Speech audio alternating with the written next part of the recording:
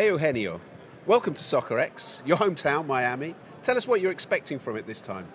Well, I mean, it's always exciting to be back here. It's been quite a few years that I've been attending Soccer X in Miami, and it's crazy to see how much it's grown, and also to see all the football community in Miami, and Miami bringing so many people from the football industry from all over the world now to Miami, which is clearly becoming the capital of football, especially towards 2026. So I'm excited. Very excited to see a lot of people from the industry and friends that I hadn't seen in a long time. And it's just thrilling to be able to have a space where we can all connect and enjoy and learn. So just really, really happy to be back. And of course, it's the Messi factor that's really excited. The rocket's gone off in Miami, hasn't it? But around the rest of the states, there'll be more and more interest, especially as we get closer to the World Cup. Yeah, well, I'm based between Miami and Barcelona, so I've been following the Messi Effect for the last 15 years, and we had it in Barcelona at that time. And as we were speaking just ahead of getting on air here, wherever Messi goes, just the fan base and the sport follows, just because of everything that he's achieved, but also what he represents for the sport, which is so much more than those 90 minutes on the game, on the pitch, And I feel that Messi is that person or that athlete that represents the essence of the sports beyond what the game is. During those 90 minutes, it's a tool to just make the world a better place. And I feel that that's the impact that he has in a community, especially like Miami, where you have entertainment 24/7 and so many different sports teams, concerts. There's so much offer, right? And I mean, I grew up in Miami since I was 18 years old. And I've seen a lot of teams and a lot of new entertainment offers struggle to get the attention of the fans. And then Messi comes. I mean, you have that duo, Messi, Beckham, and I mean, you can't go wrong. But what has happened in Miami, it's shocking. I mean, I think it's going beyond what we all expected. Okay. That's a good one to hear. Now, I was here 30 years ago at the World Cup, USA 94. Wow. And the crowds weren't the same. People just didn't seem to know much about it. But it's going to be very different next time around, isn't it? Well, that's the first World Cup that I actually remember as a kid.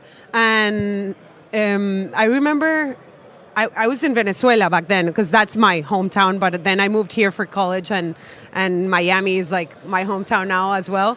But I remember that World Cup very vaguely because I saw it through TV and I was very young. But I feel that with all the growth of not just the Messi Effect here in Miami and in MLS in general, the growth that MLS has had and all the talent that has come from Europe, from Latin America to build that soccer community here, football. They're going to tell me something for calling it soccer, but we're in Soccer, right? So I guess I'll call it soccer here. I feel there's a lot of expectation and there's a lot of merit, not just for Messi and Beckham and Inter Miami, but for the whole ecosystem of what soccer has been doing in the last 20, 30 years since 94. Yeah. And of course, LaLiga, you've got this fantastic job. It would be the dream of millions traveling the world, watching football, pitchside reporter. Who's your favorite personality you've interviewed? Oh, wow. Personality player? Yeah, player? Well, I mean, I've always been a Messi fan. I cried so much when he left. Cried so much. I swear, for 3 weeks, I felt like my son was leaving us. It was devastating. I was here in Miami, actually. I was having lunch with a colleague, and he told me Messi's going to PSG. I'm like, no way. I was leaving to Barcelona the next day.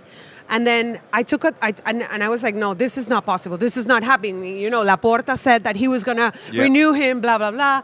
And I mean, there's so much story behind that with everything that has happened with Barca that it was just devastating for anybody who's a Messi fan and a Barcelona fan. And for us who were there living, I followed all of Messi's career for 10 years before he left. And then I landed in Barcelona, went straight from the airport to the press conference where he said he was leaving. And then the next day I flew to Paris to see his press conference signing for PSG. And I remember his son, Thiago, sitting in front of me. He was devastated, devastated. And I could totally feel him. So as a personality, I feel that, today we have so many players that are doing amazing. I cover mainly Football Club Barcelona. So to see young boys of the likes of Lamine Yamal, Pau Cubarsí, who are 17 years old. I can only imagine what they will achieve when they're Messi's age, 37, 36, 37. But today, I feel that I remember when Messi won the World Cup in Qatar a couple years ago, the effect that had on the world. I mean, Argentina had people supporting Argentina that will never, ever again support Argentina. Yeah, okay, so I feel that has given a lot to the sport. And I mean, who's not a Messi fan, right? Brilliant. It's been great chatting to you, and enjoy the rest of the conference. And I'll see you in Barcelona. Yes, next time. Deal. Thank you.